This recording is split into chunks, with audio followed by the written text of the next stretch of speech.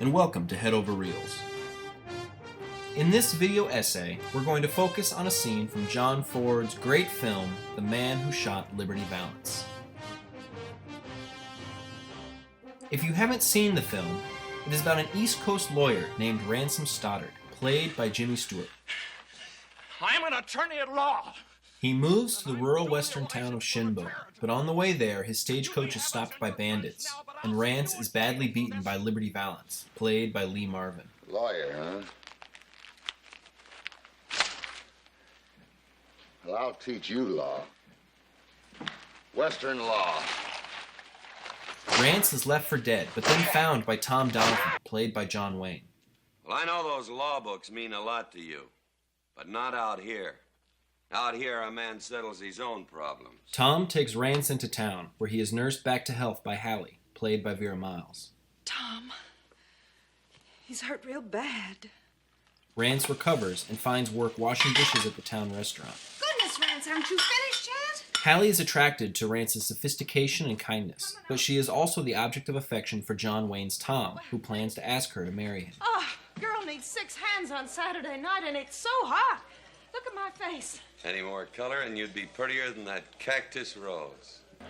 Now, the scene we're going to look at is about 4 minutes long and occurs approximately 1/3 of the way through the film. It is a busy night in the restaurant, and Rance is washing dishes.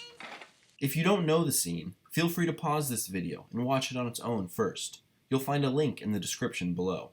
If you know it, let's get started. The so-called steak scene is one of my favorite scenes in film history, partly because I think it serves as a perfect microcosm of the fundamental conflict in this film. In order to understand how it's working, let's break it down shot by shot. The scene, as I'm defining it, begins when Rance agrees to help Hallie serve dinner to the men out in the restaurant. We know from the beginning of the film that Rance is an outsider, and his willingness in this scene to serve food to the rough and tumble men out front further demonstrates how separate Rance is from this society. He doesn't mind the emasculating nature of the apron because he doesn't have the masculine pride typical of Western men. Here we see the normal environment of the Old West, wild, raucous, and almost entirely male. Amid the hubbub, we see Liberty's face framed in the window as he approaches. He's an outsider to the scene, but not to this world. Rather, as we will see as the scene progresses, Liberty and Tom represent the two sides of the ultimate Western man. It is a testament to how the shot is framed that amid all the commotion, our eyes are drawn to Liberty as he approaches. We know that this happy chaos is about to be broken by a dangerous intruder. As Liberty enters and the crowd quiets, we get one of only 2 moving shots in the entire scene. In it, we focus on Hallie's face and how she reacts to Liberty coming in. We dolly from a mid-shot into something like a close-up, and in doing so, it feels like we are entering Hallie's point of view. We don't see what she sees, but with the camera focusing so closely on how she reacts, it's more like we feel how she feels. We understand the fear and uncertainty that Liberty brings into the room. Also, notice the man in the lower left half of the screen. We will see him again. While Peabody nervously looks away, Tom is quietly watching everything. He leans back against the wall without obvious worry, but his eyes show that he is watching Liberty closely. We return to the wide shot of the room as Liberty leers at Hallie as she walks away. His look is a lecherous threat. Liberty partly sticks out in the room because almost everyone is wearing some shade of gray, but Liberty wears a dark black vest over a white shirt. Also, since Hallie exits through this door, we can identify this wide shot as from roughly her perspective. The look Liberty gave Hallie and the way she walks away seem to have brought us in closer to Tom, as if this look worries him more than Liberty's mere presence. His eyes move as they follow Hallie. The stakes are now a little higher. If the other wide shot is Hallie's view on the proceedings, this is Tom's. We are on the other side of the room watching Liberty terrorize some ranch hands. Well, these steaks look done just right for us.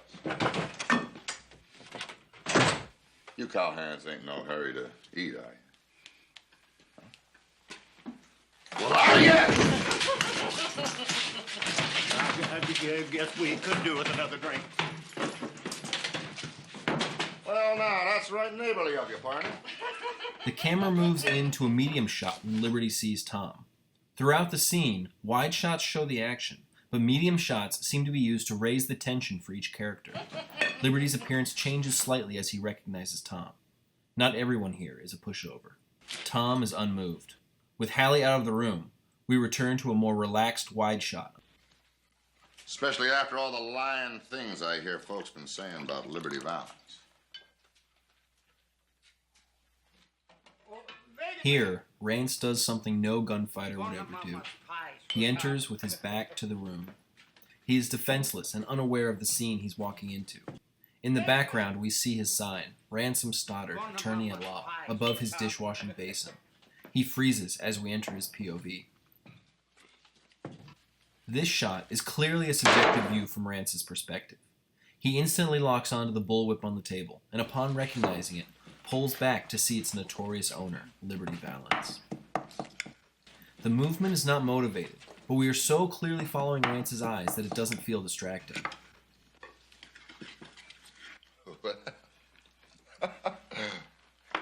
Looking at the new waitress. Rance seems to look over to Tom before looking back, steeling himself, and walking forward. This shot is the core of the scene. This wide shot is a slightly different angle from the earlier one, where Liberty leered at Hallie. Notice the post that starkly divides the room. Liberty sits on one side, and as the shot progresses, we see Tom claim the other side. Rance clearly walks on Tom's side of the room, but Liberty reaches across the invisible line to trip Rance. When Rance trips, he goes down right on the line. As Liberty laughs, Tom casually stands and walks to the line with his hand on his gun. The stage is set for a confrontation between these two titans. Tom's line, That's my stake, Valance. perfectly encapsulates the machismo of the Western hero.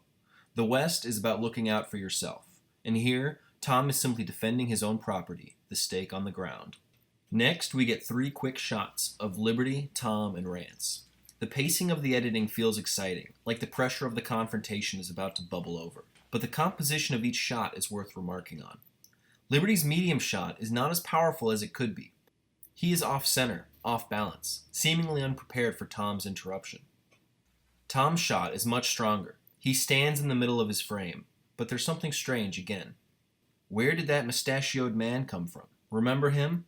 When we go back to the wide shot, he's nowhere to be seen. Where did we see him before? He was in the exact same spot in the frame for Hallie's medium shot. By keeping him there in Tom's shot, it's as if Tom is taking Hallie's place to scare off Liberty. Rance sits at Tom's feet. Literally and figuratively, he's the lowest person in the restaurant. You heard him, dude. Pick it up. Liberty attempts to keep his swagger and further humiliate Rance by telling him to pick the steak up. In doing so, he calls Rance dude. This might sound strange to our modern ear, but in the early 1800s, dude referred to an Easterner or city slicker who came out west. The original meaning still exists today when someone uses the term dude ranch, a place where city people can experience what it's like to be a cowboy. No. Pilgrim, hold it. Here, Rance acts like he's going to defend himself against Liberty. He says no and begins to stand, but then comes Tom's refrain of Pilgrim, hold it. Though it's the first time we hear it in this scene, Tom calls Rance Pilgrim throughout the film.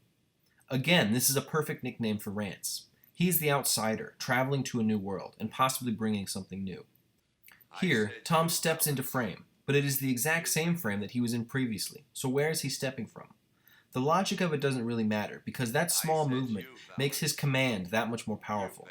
It feels like he's coming closer to Valance, in anticipation of their showdown. 3 against 1, Donovan. Immediately after Liberty says that it's 3-on-1, we cut to this new shot that has Liberty massive in the frame compared to Tom. It is one of the few shots where John Wayne actually looks small and overmatched. When he points to Pompey in the corner, however, Liberty turns towards the camera, and we feel his realization that he might not have the upper hand after all. We don't know how long Pompey has been there, but Hallie seems to have been watching this whole time. It makes us wonder, how much are the men acting for the benefit of the woman? The shot immediately after Liberty sees Pompey brings Liberty and Tom back to being approximately the same size. When Liberty's henchman attempts to pick up the steak and defuse the tension, I'll get it, Liberty. Tom stretches across the line to kick him in the face. An act which echoes Liberty tripping Rance at the beginning. Again, we see that Liberty and Tom are two sides of the same coin. And to emphasize this fact, Tom walks forward to stand directly across the line from Liberty. I said you, Liberty. This is a standoff between two men ready to draw. You pick it up. We move into a medium two-shot as the tension between the two men is about to burst. The cinematography frames them in a perfectly divided screen. They are equals and opposites, even down to their dress. They are about to draw on each other, in a moment that every classic Western builds up to. And then, at the climactic moment, Rance breaks the scene. He stands up, yells at them for being kill crazy, and flails around as he attempts to pick up the stake. As he does this, we are reminded that Rance lives by different rules than the characters in this world. For one, he stands directly on the dividing line of the characters, unaware or unconcerned of the implicit allegiances. Additionally, in a scene where every one of a dozen visible characters stays absolutely still at the climax of this confrontation, he moves around freely and erratically. Everyone remains motionless, as if he's not even there. Now, it's picked up. This is a new angle on Liberty. It is more dominant, more powerful. It closely mirrors Tom's mid-shot that we've seen all along. Rance allowed him to escape the showdown with Tom, and now he wants to rub it in Tom's face. Why don't you get yourself a fresh steak on me? Liberty could have walked Show's out with the over final now. burn on Tom, but he pretends to go for his gun just as he's leaving. Try it, Liberty. Just try it. Tom stops Liberty in his tracks by telling him to try it. We get the feeling that Tom is faster. He would have won the showdown if Rance hadn't interrupted. It's hard to see without comparison, but in this mid-shot, Tom is actually bigger in the frame than all the earlier ones. It's a subtle touch, but it shows that Tom wins the confrontation.